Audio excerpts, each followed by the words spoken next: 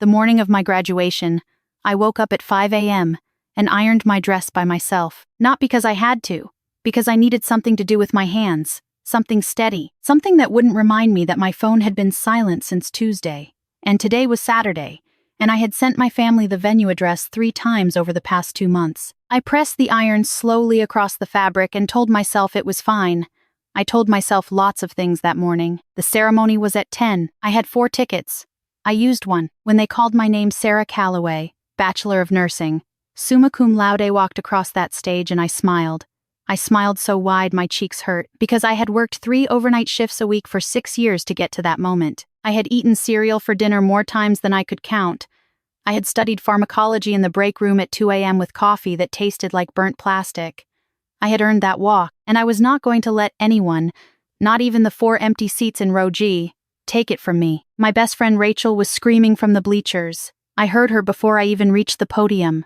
That helped. After the ceremony, Rachel took about 40 pictures of me in my cap and gown in front of the building. A stranger offered to take one of both of us. I smiled in every single photo. I was good at that by then. We went to dinner at an Italian place on 5th Street that had checkered tablecloths and candles and wine bottles. Rachel ordered us a bottle of Prosecco and made a toast. She said, "To the most stubborn, brilliant, exhausting person I know."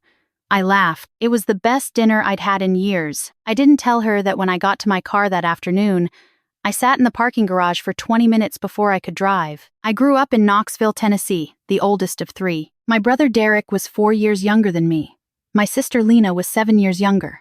My father ran a small landscaping company that had good years and bad years, mostly bad years after 2015. My mother worked part-time at a dental office and managed the rest of her time managing us, which mostly meant managing whatever my father wanted. My father was not a violent man.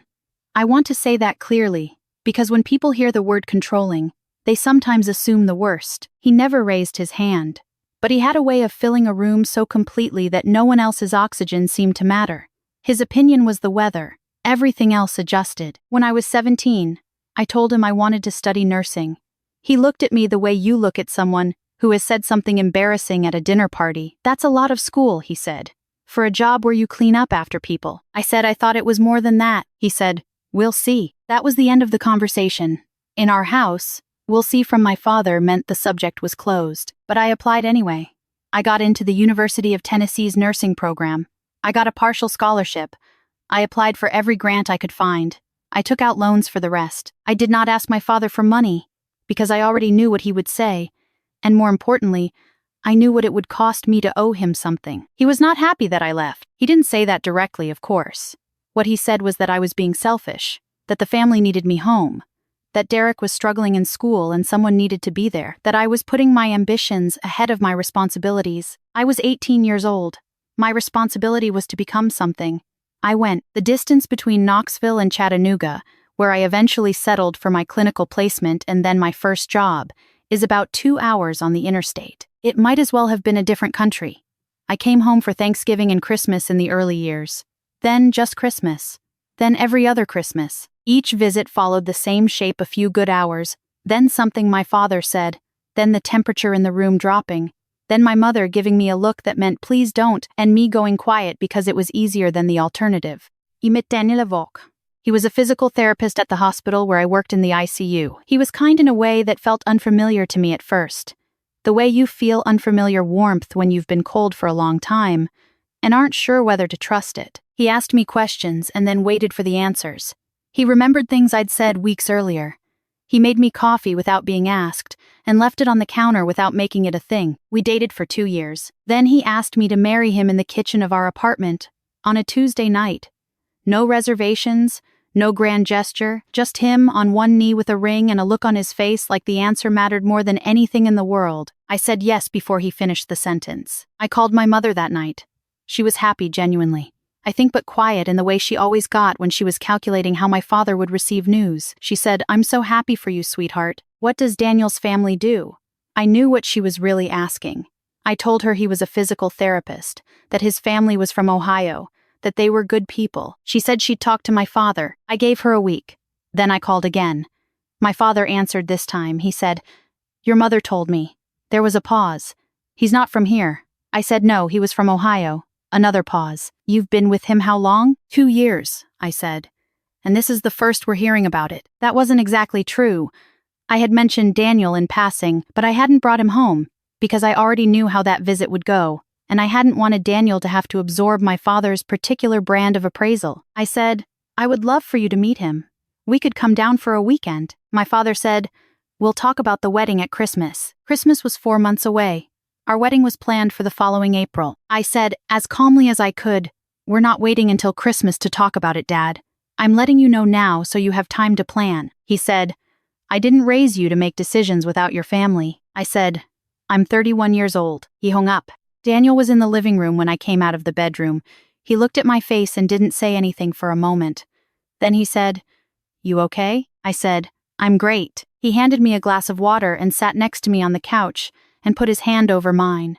I stared at the wall for a while. Then I said, We should still send them an invitation. Daniel said, Of course we should. We mailed the invitations in January. My parents got theirs, and Derek and his girlfriend, and Lena, who was 24 by then and living back home after a rough year.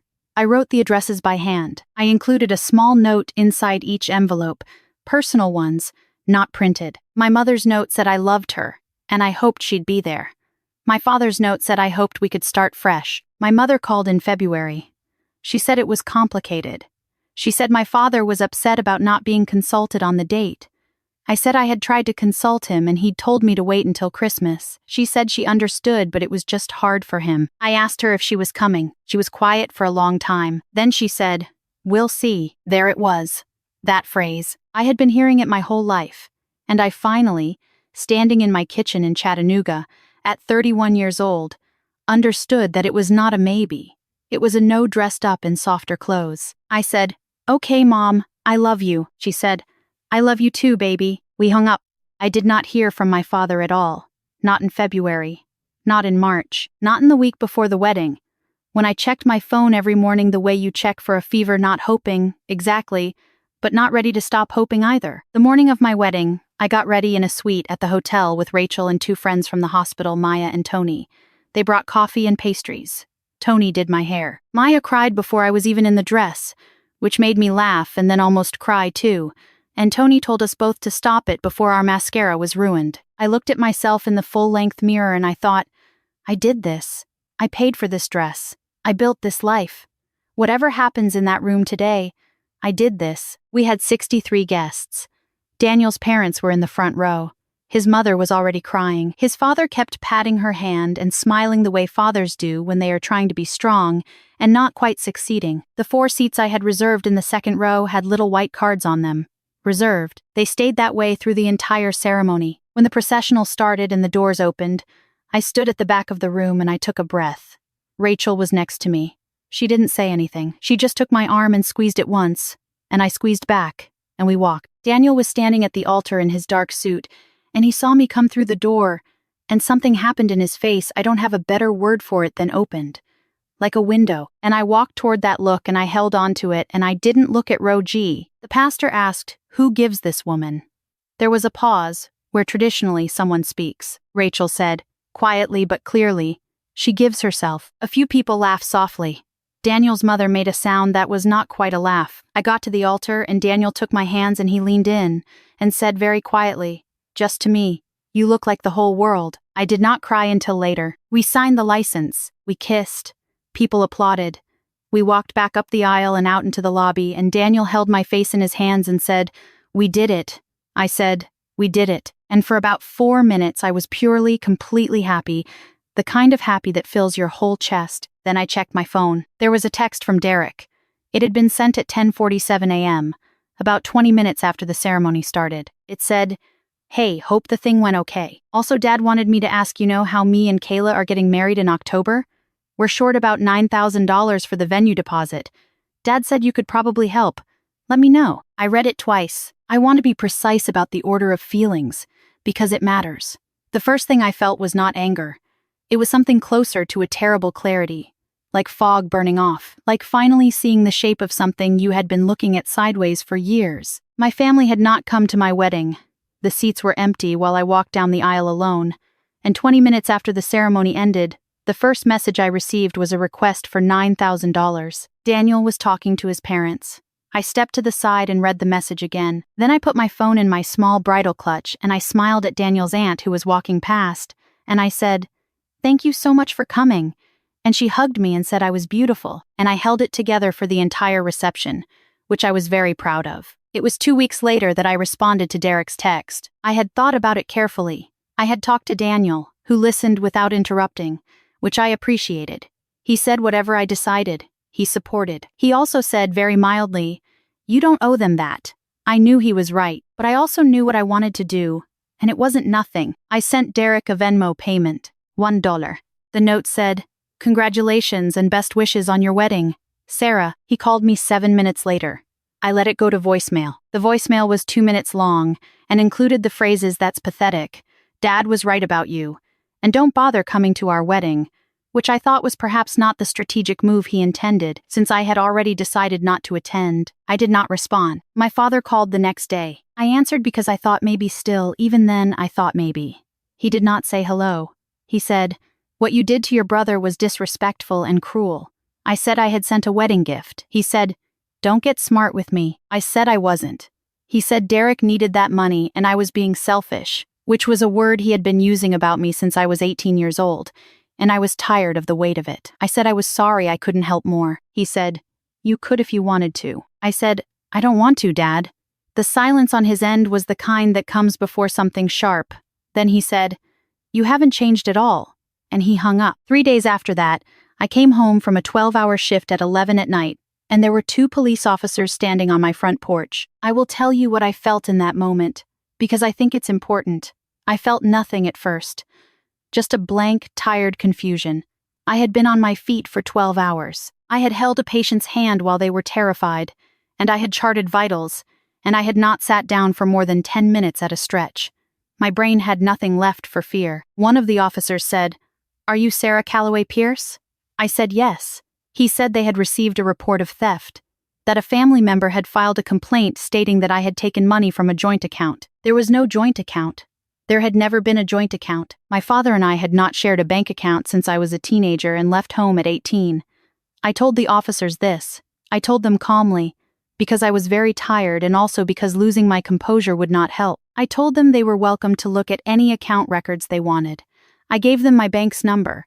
I invited them to verify. They were actually quite decent about it. One of them looked a little embarrassed.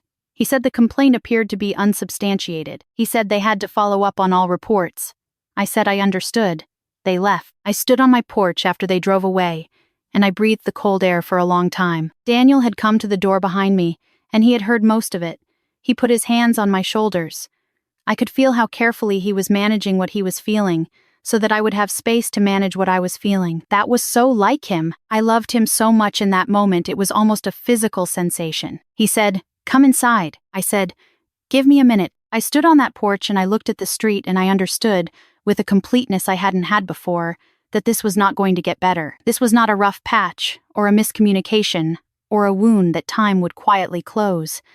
This was a pattern. This was who we were to each other. My father wanted compliance, and when he didn't get it, he would use whatever was available: shame, guilt, accusation, even a police report to pull me back inside the perimeter of his expectations. I had been standing just outside that perimeter my entire adult life, apologizing for the distance, trying to leave the door open, sending invitations he left on the table. I was done leaving the door open. I went inside. I called my mother the next morning. I told her what had happened, calmly and without accusation. She was quiet for a long time. Then she said, "He was very upset, Sarah." I said I understood that. I said I was not willing to have police appear at my home again because I had declined to fund someone's wedding. She said it wasn't like that. I said I knew she believed that, and I loved her, and I was going to need some space. I didn't speak to my father for 19 months. It was not dramatic, the way television makes silence sound. It was quiet. It was just absence, no calls, no texts, no Christmas visit. Daniel and I spent holidays with his family, which was warm and noisy in a way that was foreign to me, and then gradually, slowly, began to feel like something I could trust. His mother made a point of always having my favorite tea in the cabinet. His father asked about my patients without being asked, the way people do when they actually want to know. I worked. I studied for my advanced certification. Daniel and I bought a house. We got a dog, a ridiculous beagle named Biscuit who destroyed 2 throw pillows in the first week and showed absolutely no remorse. Life moved forward in the quiet, ordinary way that life moves when it is actually yours. Lena texted me sometimes. She was careful, diplomatic, threading the needle between me and the rest of the family. I didn't hold it against her. She was still living at home and she was navigating her own version of the same terrain. Her texts were usually small things, a funny photo, a thought about something she'd read. I always wrote back. That thread stayed open. It was Lena who called me on a Thursday night in November. She said, "Sarah, something happened with Dad. He had been at work, overseeing a crew on a large residential property. He had been complaining of indigestion all week, which my mother had told him was probably stress, and he had dismissed as nothing because he dismissed most things as nothing. He sat down under a tree at about 2 p.m. and he did not get back up. The paramedics came quickly. He was alive when they reached the hospital. But he had a massive blockage, and the damage was significant, and by the time Lena called me, he was in the cardiac ICU and the doctors were not saying reassuring things. I worked in an ICU. I knew what it meant when the doctors stopped saying reassuring things. I drove to Knoxville that night. 4 hours. Daniel offered to come. I told him to come in the morning. I needed that drive alone. I needed the dark and the road and the radio playing quietly and the time to figure out who I was going to be when I walked through those hospital doors. My mother was in the waiting room when I got there. She looked smaller than I remembered, which is something that happens to people. Sometimes you carry the version of them from the last time you saw them, and the present person doesn't quite match. She stood up when she saw me and started crying before I reached her. I hugged her. I held on. I could feel how tired she was. The specific exhaustion of someone who has been frightened for hours. Derek was there with Kayla. He looked at me when I walked in and then looked away. I nodded at him. He nodded back. It was not warmth, but it was something. Kayla said, "Thanks for coming," in a tone that was genuine enough that I chose to believe her. My father was in a room down the hall. A nurse, young, with kind eyes behind her glasses, came out and said that he was awake and that immediate family could go in, 2 at a time. My mother looked at me. I said, "Go ahead. I'll wait." I sat in that waiting room for 2 hours. I thought about a lot of things. I thought about the empty seats at my wedding. I thought about the police on my porch. I thought about the word selfish and how long I had carried it before I finally set it down. I thought about the man lying in that room who had shaped the first 18 years of my life and then spent the next 13 trying to pull me back into a shape I didn't fit. I thought about the fact that none of that was simple. Hurt people are not simple. Controlling people are not just villains in a story. My father was a man who had worked very hard and been disappointed by things outside his control, and responded by trying to control everything within reach, which eventually included his oldest daughter, and eventually lost her. That was a tragedy too, not the same as mine, but real. When the nurse came back and said he was asking for me, I stood up. He looked old in that bed. That sounds like a strange thing to say about a man who had always seemed formidable, but he looked old and tired and frightened in the way that illness strips people down to something underneath the armor. There were tubes and monitors. His color was not good. He watched me come in with an expression I had not seen on him before. I pulled a chair to the side of the bed, and I sat down. He said, "You came." I said, "Of course I came." He was quiet for a while. The monitors beeped. Down the hall, someone was laughing, which struck me as odd and then not odd at all, because hospitals are full of the whole spectrum and life keeps going in all directions at once. He said, "I didn't handle things right." It was not an apology exactly. It was a man saying the hardest thing he knew how to say, in the language he had available, which was limited. I had a choice in that moment about what to do with it. I said, "I know." He said, "Your mother says you're happy." I said, "I am." He nodded slowly. He looked at the ceiling. Then he said, "You're Daniel. Is he good to you?" I said, "He's very good to me." Something shifted in his face. Not resolution exactly, not peace, but something loosening, the way a fist slowly opens. He said, "Okay." Just that, okay. I stayed for an hour. I didn't hold his hand, because we were not those people. Not yet. Maybe not ever. But I stayed. I talked about small things, the dog, the house, a patient I'd had recently who reminded me of his father. He listened. He asked a few questions. When I stood to go, he said my name. I turned back. He said, "I'm glad you became a nurse." I stood there for a moment. Then I said, "Me too, Dad." I went back to the waiting room and I found my mother and I sat with her until Daniel arrived in the morning. She fell asleep in the chair next to me around 3 a.m., with her head tilted and her hands folded in her lap. I put my jacket over her shoulders. My father spent 11 days in the hospital. He came home with a new diet, new medications, new restrictions, and according to my mother, a newly subdued quality that she seemed not entirely sure what to do with. I called to check on him twice during his recovery. The conversations were short and slightly awkward in the way of things that are new. But they happen. He died 14 months later, not his heart. In the end, a stroke. Sudden. In the early morning. He was 64. My mother called me and I got in the car before she finished the sentence. I will not tell you I was destroyed by it. I will not tell you I felt nothing. The truth is I felt something that I don't have a clean name for. Something that lives in the space between grief and complicated relief. Grief for what was. A little. More grief for what was never going to be. For the version of him that might have existed if something had been different. Somewhere early on. For the conversations we never had and now couldn't. The funeral was in Knoxville. Derek and I managed to coexist in the same rooms, which felt like an achievement. Lena stayed close to me. Daniel was beside me the whole time, steady and quiet, which was what I needed. There was a moment at the reception afterward. In my parents' living room with its familiar furniture and its photographs on the wall, I found one I didn't remember, tucked at the edge of the mantel. It was my graduation photo, the one Rachel had taken in front of the building. Just me in my cap and gown. I had sent a copy to my mother years ago and apparently forgotten. I stood there and looked at it for a long time. I didn't know when she had put it there. I didn't know if my father had ever looked at it. I chose to believe he had. My mother came up beside me. She saw me looking at it. She put her arm through mine and didn't say anything. I said, "I'm going to be okay, Mom." She said, "I know you are. You always have been." We stood there together for a while, in that house that had been so many things a weight, a wound, a place I had worked hard to leave, and then harder to carry properly once I left. My father's absence was already filling the rooms with something different, something quieter. My mother looked tired and sad, and also, underneath that, like a woman who had more room to breathe than she had in years. Lena was getting married the following spring.